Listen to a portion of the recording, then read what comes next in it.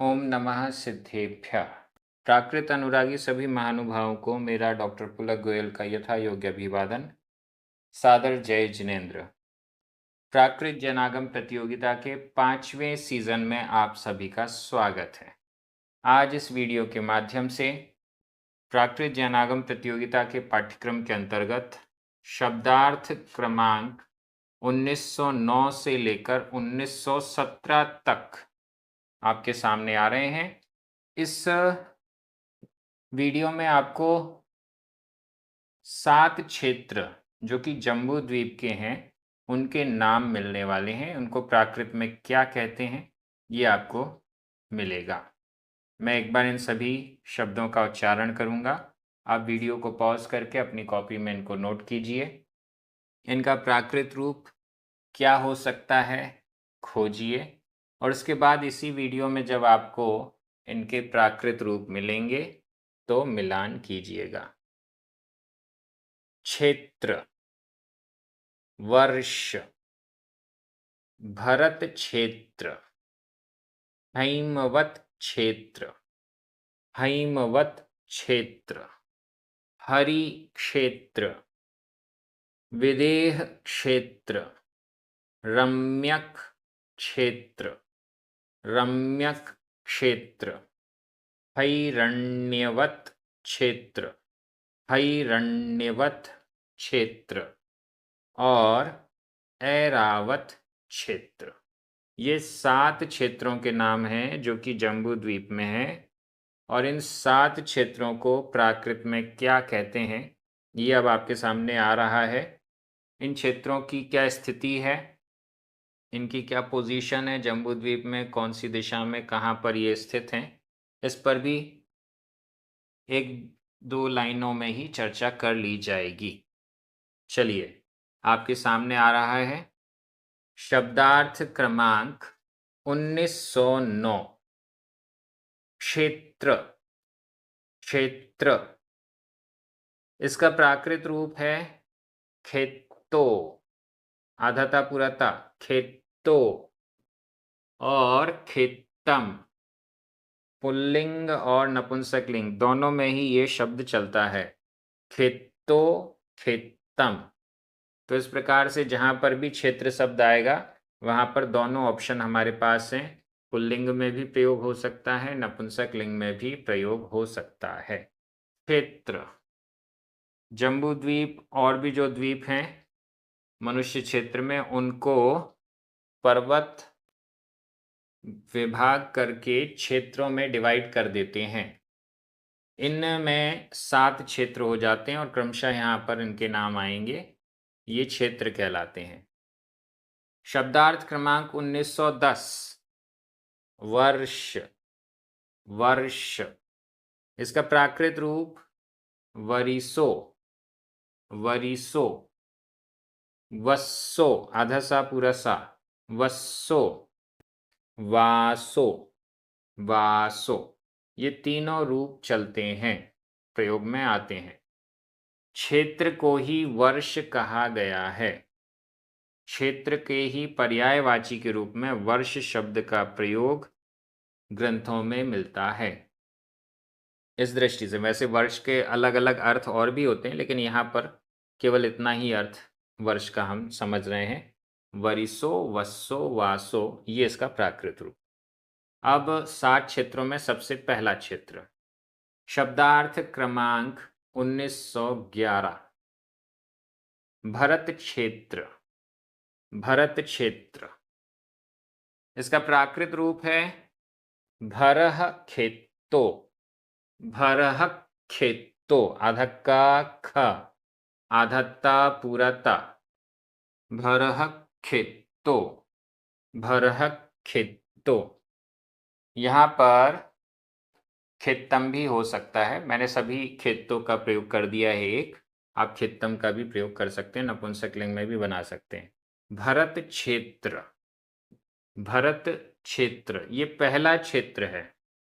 जम्बू द्वीप गोल है दक्षिण की दिशा से, यानी जिसे हम नीचे भी कह सकते हैं, दक्षिण की दिशा से ऊपर की दिशा में जाएंगे तो सबसे पहला क्षेत्र भरत क्षेत्र है।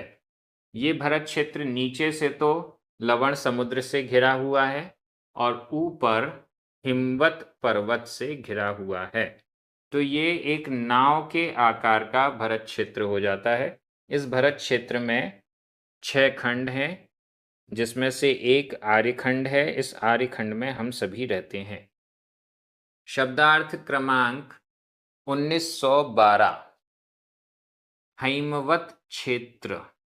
हैमवत क्षेत्र, इसका प्राकृत रूप है हेमवदखेत्तो। हेमवदखेत्तो, हेमवद खेत्तो, हेमवत क्षेत्र। ये दूसरा क्षेत्र है, भरत क्षेत्र के ऊपर वाला क्षेत्र हैमवत क्षेत्र। यह भोग भूमि है, जघन्य भोग भूमि। इसमें हमेशा जघन्य भोग भूमि बनी रहती है। भरत क्षेत्र में तो 6 काल का परिवर्तन होता है, लेकिन हेमवत क्षेत्र में ऐसा नहीं है।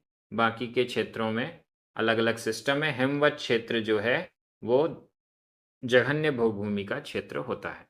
मनुष्य और त्रिंच दोनों रहते हैं इसमें। शब्दार्थ क्रमांक 1913। हरि क्षेत्र। हरि क्षेत्र, इसका प्राकृत रूप है हरिखेत्तो। हरिखेत्तो, हरि क्षेत्र। ये तीसरा क्षेत्र है।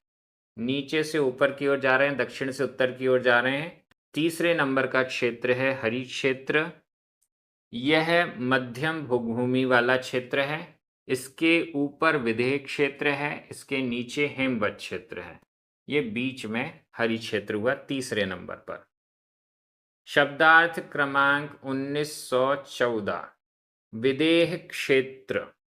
विदेह क्षेत्र, इसका प्राकृत रूप है विदेहखेत्तो। विदेहखेत्तो, विदेह क्षेत्र। ये जम्बूद्वीप के बीचों बीच में स्थित है। विदेह क्षेत्र चौथे नंबर का क्षेत्र है। यहाँ पर सदा चौथा काल बना रहता है। यहाँ पर सदा कर्म भूमि रहती है। बीच में भोग भूमि है, बीच में उत्तम भोग भूमि है और दोनों तरफ कर्म भूमि है। कर्म भूमि में हमेशा चौथा काल है। तीर्थंकर होते हैं, मोक्ष जाते हैं, सारी व्यवस्थाएं सदा बनी रहती हैं। विदेह क्षेत्र। शब्दार्थ क्रमांक 1915। रम्यक क्षेत्र। रम्यक क्षेत्र, आधा माँ पूरा या। रम्यक क्षेत्र, इसका प्राकृत रूप है रम्मक खित्तो। रम्मक खित्तो, का भी हो सकता है रम्मक और गा भी हो सकता है रम्मग, दोनों हो सकते हैं। रम्यक क्षेत्र ये 5वें नंबर का क्षेत्र है। विदेह क्षेत्र से दूसरी तरफ उत्तर की तरफ का क्षेत्र है। मध्यम भोगभूमि का क्षेत्र है। जैसी व्यवस्थाएं हरि क्षेत्र में है तीसरे नंबर वाली, वैसी ही व्यवस्थाएं रम्यक क्षेत्र की हैं। 5वें नंबर वाला ये क्षेत्र है। शब्दार्थ क्रमांक 1916।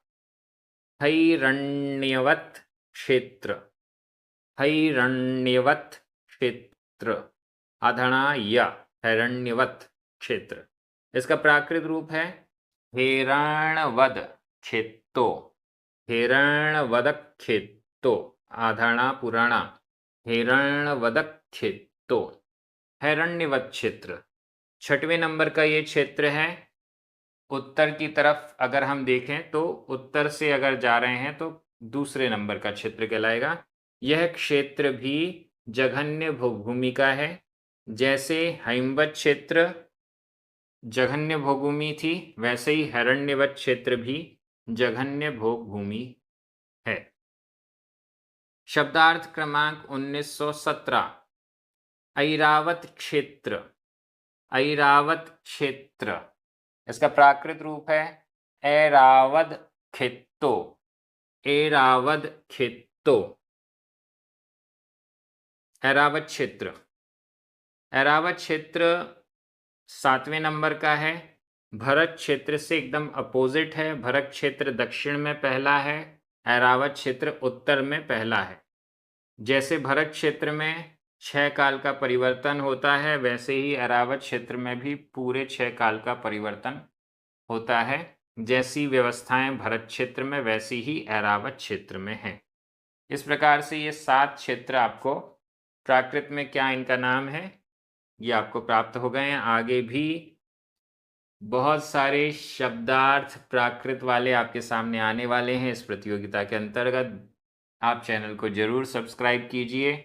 प्राकृत जैनागम प्रतियोगिता की हमारी टीम इस माध्यम से प्राकृत जैनागम का बहुत अच्छा प्रचार प्रसार कर रही है।